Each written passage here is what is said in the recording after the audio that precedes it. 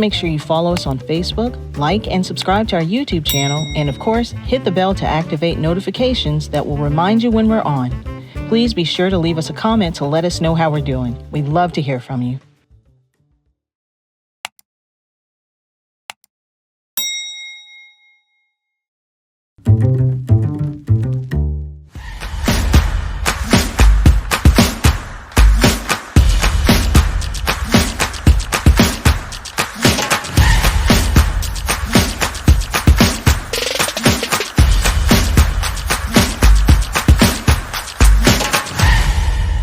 Welcome once again to our Chat and Chew broadcast. Thanks for coming and being a part of us. I have a very, very exciting guest today. But before we get into that, I want you to go to your YouTube page and hit the little bell, and your Facebook fans, if you're there, please leave a message. Put something in the chat. Let us know that you're listening, and give us some feedback. We really, really appreciate your feedback. Today, we're going to start a series called Bringing Him All the Way Back Home. We've been doing this work since 2017, working with reentry and guys coming back from prison. And so we want to start tracking some of our work, the things that we're doing, and we're going to kind of label this as Bringing Him All the Way Back Home. Part of that is, a guy come home from prison and you help him get a job and you help him get a place to stay at, and he's trying to get back, into the swing of things. But oftentimes we do not bring him all the way back home. We leave a part of that out. And what I mean by that is we don't show him how to reconnect with his children. So we do some of it, but we left a part of it on the table, and he's still kind of maybe incarcerated because we haven't done our part in helping him bring him all the way back home. So I want to talk to my dear friend named Mr. Austin. Mr. Austin, we're going to have a dialogue conversation. It's so good, so glad to see you, man. It's been a minute since we talked, and so I want to kind of get you to tell us your story. First of all, just tell us a little about who you are, and then I got some questions I want to ask you about how you connected with us.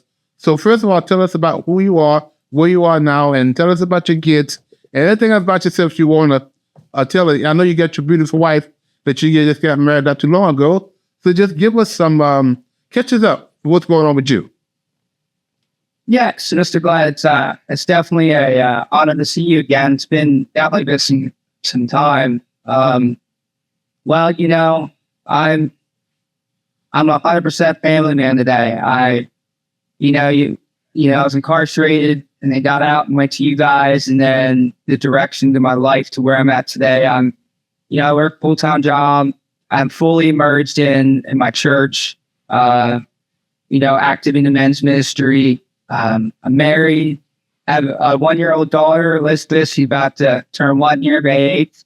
And probably one of the most important things is the connections that I have back with my kids. It's still a bumpy road in the process, but we're getting better than we were when I first got out, because we're learning to develop a relationship with them being in Tennessee and I'm in Pennsylvania. But the summers when I get them, it's just wonderful to be able to, put some impact in their life and leave a print in their life to guide them is very special. And I believe a lot of what I learned there with you guys has definitely, kind of catapulted me into this, into the real world. Right. Okay. So you recently got married about a year ago, you said? June 10th. Okay, cool. Last year. Okay. You got your 1-year-old son? 1-year-old daughter. Okay. How did you find out about Father Forever? How I found out about Father Forever? Well, I was getting released early due to COVID because I had, a good record in prison and everything. And initially, I was trying to stay in the Stroudsburg area because I was on work release and I knew I could have a job right away. But God had completely other plans. And one day I went into the programmer's office, and the lady was like, yeah, you're going to Raleigh to follow Trevor. And I'm like, okay, if this is where God wants me to go, this is where I'm going to go. And when I got there, it was a lot of nerves at first, because I was locked up for 4 years and then getting out to, the real world. It was definitely nervous, but, I haven't heard anything until, she said your name, and then God was just telling me, like, this is where you're going. Do you have any, the reservation about coming? I mean, initially at the first start, like my selfish side was, I want to go where I can make money right away. Right. Do what I have to do. But God put it in my heart that it's not about money. It's about continuing to build who you are as a father, as a person. And that's exactly what you guys gave me. So you part of the early release. That's when COVID hit, when they were getting people out. How early did you get out of prison than were you supposed to? How many months did that y'all? 6 months early, okay. So you were with us for a total of 6 months, then 4 months after you were released, and I'm sure you got the extension. So you was with us almost 10 months? If I'm correct, I was with you guys for just the 6 months. Oh, okay. On my release date, they let me go home, but I was with you guys for 6 months. Oh, okay. So you didn't stay. Okay, got you. You went home. Okay, right. So tell us, when you first got the positive ever, when you first walked into the door and you sit down, I'm not sure if I did what year was that? 21. 21. I'm not sure if I did your intake. Do you know who did your intake that day? Oh, I don't recall. I think you were a part of it. Yeah. So after you did the intake, at that time, we had started My Daddy's Car Wash. And it was just getting off at the ground. We had a grant from the city to help fund that. And so you immediately became a part of that team with Jamie. Tell us about that experience that you had. It was a wonderful experience, because I needed to, work, one, but to be a part of something, to learn a trade, in a sense, to develop some more skills. It was fun. It was learning. I learned a lot. It was entertaining.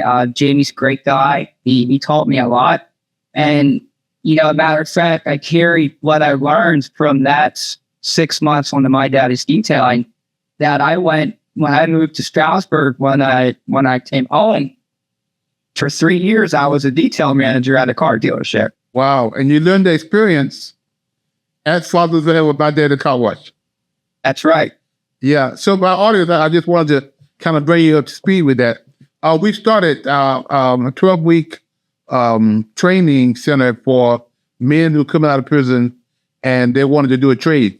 So we started a car wash, not just teaching them how to wash cars, but we taught them how to detail cars and how to do the shine and the cleaning and the headlights and the whole 9 yards. And how did you feel when you left us and you wouldn't get this full-time position as a manager? Oh, it was wonderful. I mean, initially I started off as just a detailer, but I moved my way up into the management position. It was, because of having the record, they went through about 3 interview processes, but, I presented the certificate that I had. I explained what I knew from what, you guys taught me, and they gave me a shot. And then I just went in there and I worked real hard and just worked my way up. Wow. That was amazing. And you did it for 3 years? Yes, I did it for 3 years until I moved to Warnersville, where I'm now out with my wife, and I've been currently at my new job as a maintenance planner at Tiefenbach's Potato Chips. What would your life have been if you would have been discharged just home, just somewhere that didn't have that fatherhood component? How helpful was that you came and had that support that you needed? I mean, I think I can't tell you what would happen if I didn't have the experience from college. However, I can tell you the importance that God knew I needed to have this experience with you guys. It completely, it helped me reintegrate into society, one, and two, it gave me just a career path to start off at. It gave me skills to equip myself to build my relationships with my kids. And believe it or not, just being around some of the guys that were there and everyone there at Father Trevor, it was all positive and building for my future. Okay. So let's talk about the fatherhood component. Part of our program, we have two legs, if you will. One is the fatherhood program, the 12-week fatherhood program, and the other one is the transition house, where you were the part of both. If guys are coming out of prison and they have kids under 18, they have to go through the fatherhood component as well as a transition house. So tell us about, you went through the fatherhood component while you was here, right? How was that experience? What are some of the things that you learned during those classes that really help you now to be a good father? I mean, communication is key with my kids now. I'm still learning that. I think to be honest, the one thing that impacted me the most from that class was how I used to look at what child support and where it would go to and think that, she's just spending it on this or this or this. When in reality, you have this illustration all on paper where you put down bills, all different bills, the rent or food, and it doesn't matter if she takes this money for her own pleasure, the bills are still getting paid. So, and putting that in my head and flipping it to be like, okay, no matter what, roof over the girls' heads, there's food in their stomachs, they got clothes on their backs, I know they're being taken care of, and I'm doing my part for that. Was there another class that kind of stood out to help you? Don't know, 12 weeks? I know it's been years ago. Go ahead. So I know it's been a few years ago. Yeah, I'm trying to think of some of the other classes. I mean, that's the one I kind of really, I clinged on to because I struggled with that for a long time. Did that help? Did that help for now? Like, I know every time when it comes out of my check, like I know it's for the girls. And I know no matter where that initial money goes, it's still for the girls. Right. And that was a struggle of mine because I'd be like, where is this? I need to know. I need to make sure this is going to the girl. Right. And that's a lot of me struggle. And one of the reasons why we put that part in our curriculum, because men want to know where my child support money is going. And that exercise that we did, we do a lot of our curriculum. We do a lot of co-parenting, which gives the father the tools that they need to be the co-parent. And sometimes that could be special when you got two people kind of at odds with one another because of the separation. That could be an issue where men now are struggling with and not really wanting to pay their child support because they don't know where the money is going. So the co-parenting part of that is a major part of our curriculum. How was the stay in the houses? Let's talk about the transition houses part. How was that? Oh, first off, it was 100 times better than staying in prison. Okay. And it was definitely the guys in the house were welcoming. It felt good. It was right. And I knew right when I was at, I think I stayed in Aaron's house, right? I'm correct. You did, yeah. And that was just the right one for me to be at. It's like God knew where he put me, where he wanted me to be. And it was a great, you guys had great food, just great people in there. Yeah, we all made mistakes, but we're all moving forward and we're doing it together. So I think that was an important thing as well. Yeah, and back then we had one house, and that was Awa's house. Now we have 4 houses. Back then we had 5 houses, yeah. Back then we had, I think in the house we had 12 beds. Now we have a total of 48 beds with 5 houses. And so since 2020 until 2024, we've gained double our capacity of helping men, and actually kind of double our staff as well. Because I think when you came, we probably had about 8 or 9 staff working. Now we have 24 staff working with, trying to get the guys back home. I know we kind of talked about this a little bit, but how did our classes, our courses help you kind of rebuild your relationship with your kids? Well, it's still a ongoing process. And I think, the relationships with my daughters didn't just like mend itself. I mean, that took time to, being away from them left an impact on their lives. But what those classes did was teach me patience and understanding their side of the street, how they may feel from everything. And then just being fully, involved with them the best that I possibly can. Right. So, and it's gotten a lot better, like I said, than it was. Continuing to get better. It's just a work in progress. But how old are your daughters now? 14 and 12. So they were like 7 or 8 when you went to prison, and you did for 4 years, and you've been out for about 4 years. Wow. So you kind of watched them transition from almost over 4 to 8 years. Now they are, what grade are they in? I think Bella's going to be going to high school next year, and Allison was going to 7th grade. Wow. Yeah, they're not little girls anymore. They're not girls, but they're still little girls. I mean, I remember talking to them on the phone a couple of times. Did you bring them to visit us one time? Yep, they came and visited one time. Yes. Got out, and you guys all got to see them. Yeah. That was the first time I see them in like 4+ years. Wow. Yeah, they came here for one. Okay. And I got to meet some of your family members as well. Man, time to fly. We got a couple more minutes. I don't believe it. And you're a successful case. You've had the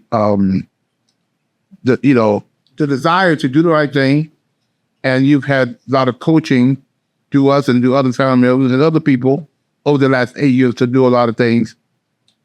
What are some of the things that you think needs to be added to guys like yourself who are getting out of prison and who need that support? I would say, and this me, number one is a relationship with God. Right. Okay. That's my foundation. Number 2, having the willingness to change, because I didn't change until I wanted to.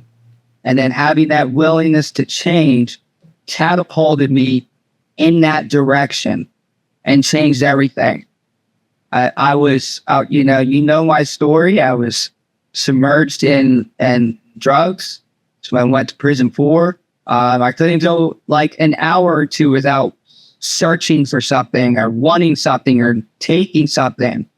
And between the willingness to change and my relationship with God, I'm coming up on, 9 years sober.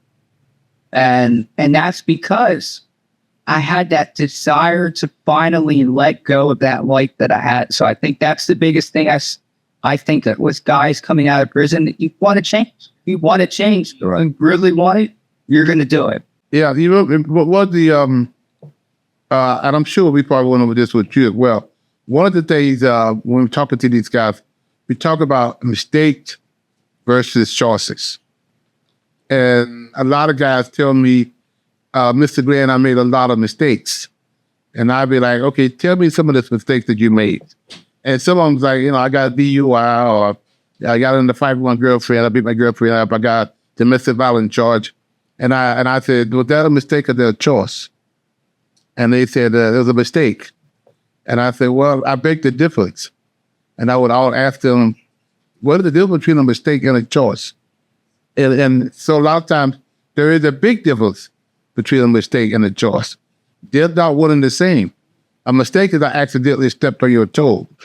A choice is I make a deliberately decision to do something that, could get me in trouble. But one of the key things we always tell the guys is to stop calling bad choices mistakes, because that's not what they are. They are choices. We all do make mistakes, yes. So, but nobody's perfect, but we do make mistakes, yes. But also we make choices. So when we get them confused, we call a bad choice a mistake. It's not. But as soon as we can own up to that, the better our life will be. Because when we close out, but it ain't just us. It ain't just guys with criminal records who make that decision. I mean, I watched the politician get up on the newspaper, on the TV, and say, I want to apologize to my wife and to my family for infidelity. I made a mistake. And I was like, guy, you need to come to our class, because that wasn't a mistake. That was a choice. And people do it, but don't call it a mistake. Call it what it is, a choice. And so and I think also what we really had tried to do when you were there, and hopefully we got that across to you and the other guys, is one of the things is stop calling bad choices mistakes. Own up to them, they are bad choices, and learn from them.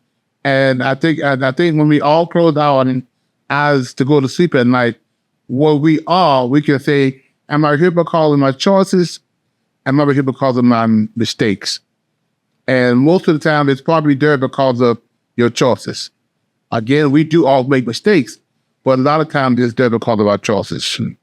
What are some of the things that you've seen that you've been able to, which obviously you said so, that's a major choice that you made that helped put you on the, well, first of all, it's a choice to walk with God. I think that 100% you hit the nail on the head with, a lot of what I would used to call my mistakes were choices that I made. And I knew willingly that I was making these choices. But today, the choice to give, to give my life to Christ, to live a much more godly life, for myself, for my family, for the people around me. I still, it took about 2 years that I still dealt with some of the consequences from, my incarceration. But, I own that, and today I'm not ashamed of what I went through.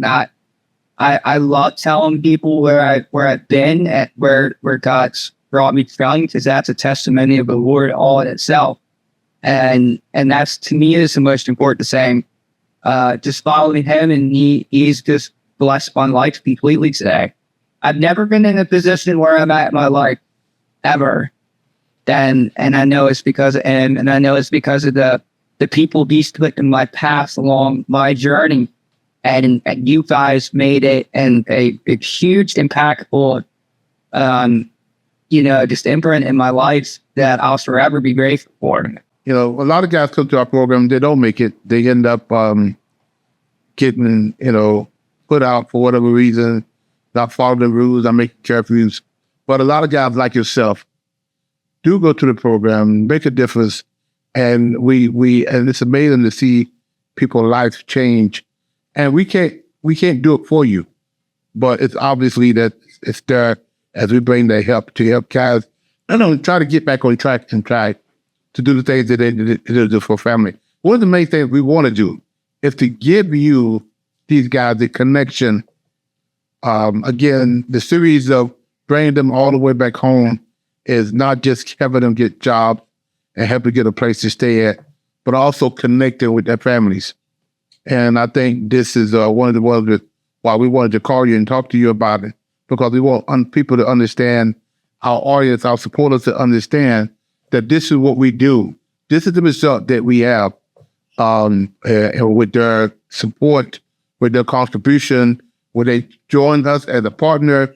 These are the kind of things that we doing on a regular basis, every day, all day, of talking to people like Austin, helping people like Austin, bringing them all the way back home. So as we come to conclusion of this segment, we could Austin, I miss you so much, man. I saw you every day for 6 months. Almost every day, except for sometimes Saturday and Sunday, and even sometimes Saturday and Sunday, we saw each other at the house or whatever. And to see how well you were doing, these are things that make us keep doing the things that we do, because sometimes it's not always rewarding. Sometimes it's frustrating. Sometimes when the budget is not there, when the money is not there, and I'm pulling my hair out, which I don't have any. One of the reasons why probably is trying to make sure that the budget is there, are people getting the need that they, it takes a lot to run a nonprofit of this magnitude, but guys like you make it all worthwhile. It makes it to see people who benefited from what we're doing and living their life. That's to me, mind boggling. It's rewarding. It's everything. It's good. It makes me want to cry sometimes. And so a lot of times I say, also when my wife tell me that you are on the phone, I kind of smile because, and we don't always, we don't have we have a lot of success stories, and some guys don't make it, but it's good to see, and for our audience to see and understand that we're not just making this stuff up. It works. Absolutely, Mr. Glenn. And I thank you guys for absolutely everything you guys done. And it's definitely been a joy to see you all again. That's for sure. Address the guys like you. Tell them what you think you kind of need to do and what you did. And then I want you to speak to our supporters. So speak to the guys like you now. Guys like me, been through what I've been through. I think don't be afraid. Don't be afraid to take a chance at living a good life. There is a way out, and there's programs and like Fathers Forever that are out there that help you and direct you into a good way. Have that willingness to be teachable, to listen, the patience. If you were in the position that I was in, there was no reason to run. There was no reason to sprint. Take your time, and if you want this, have that willingness to move forward and get better. And I always keep pulling back to it, having that relationship with God. That's my foundation. That's my core. All my decisions, everything I do goes through Him. I joke about it, but I'm not in control of my life. God is. Right. Once I do that, He's giving me back everything, everything and more from when I went to prison. Right. Okay. Now speak to our supporters. Speak to our partners. What would you tell them?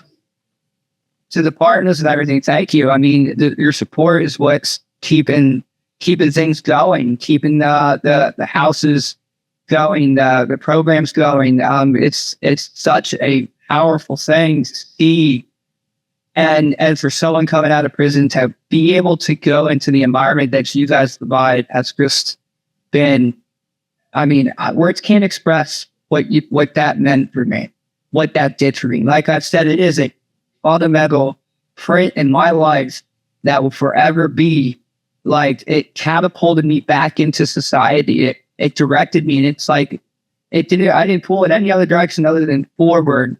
And you guys, everything about you guys, just it's a privilege and honor to be a part of that, and to be able to continue to do that and help other men that were in that position that I was in. I think it's wonderful. You don't see that all the time, and that's what I think you guys are just amazing at what you do. Well, thank you, Austin. I really appreciate your willingness to come to share your story with us. I really, really congratulate you. I'm really proud of the person you have become. The thing that you're doing now for your family, for your daughter, for your new wife, and your new relationship, you've had extended family. I think I got a chance to meet some of your extended family on Zoom a couple of times, and the support that you're have been giving, and the opportunity that you've been giving, and just as importantly, it's the value that you took with the opportunity that was given to you, by us, your family. And my hat goes up to you for being the man that God called you to be, taking care of your kids, taking care of your family. And I just salute you for that. And so my hat goes off to you. And again, I am so incredibly proud of you, man, for what you have become and what you're doing. And I can't wait for the next chapter. God continue to unfold in your life His plan for you. You're amazing guy, man. Thanks, Mr. Glenn.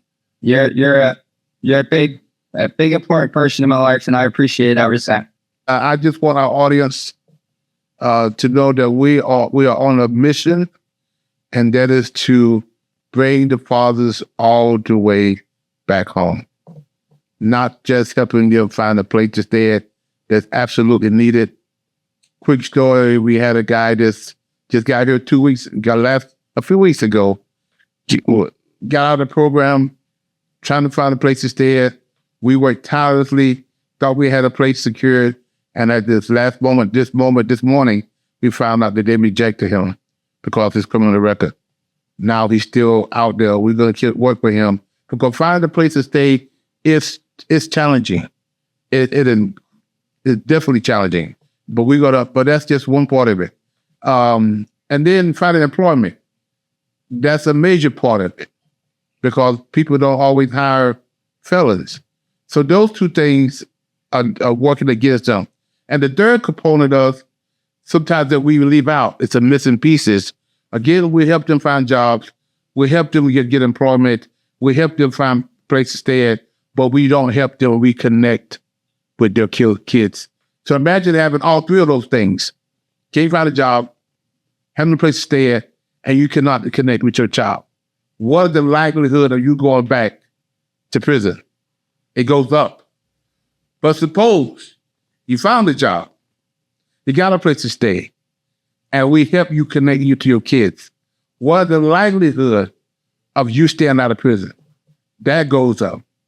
And so in this segment, this is what we want to point out. It's not just about the place to stay at. Yes, we know it's difficult. We got to help you do that. It's not just a place of employment. Yes, it's difficult. We got to help you find a job.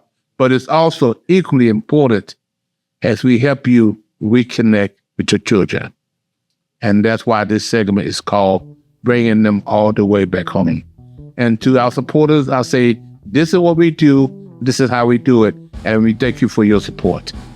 And with that note, I just want to say thank you for watching. And until we meet again, so long.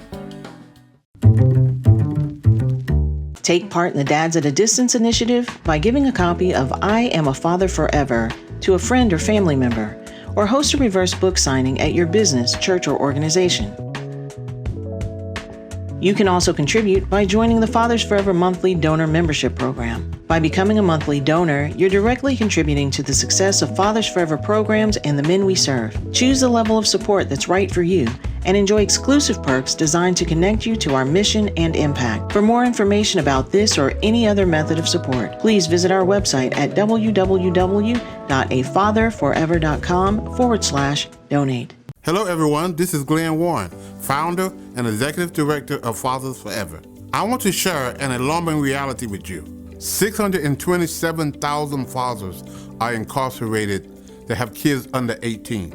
Now, there are 56,000 moms incarcerated who have kids under 18. The reality is there are so many more fathers incarcerated than moms. This is why I Am a Father Forever book exists. Now, I need your help. I am inviting you to help us get this book into as many fathers incarcerated as possible. Here's how it works. For your donation of $22, we will provide a book to an incarcerated father. Thank you in advance for helping Fathers Forever heal fathers and save families.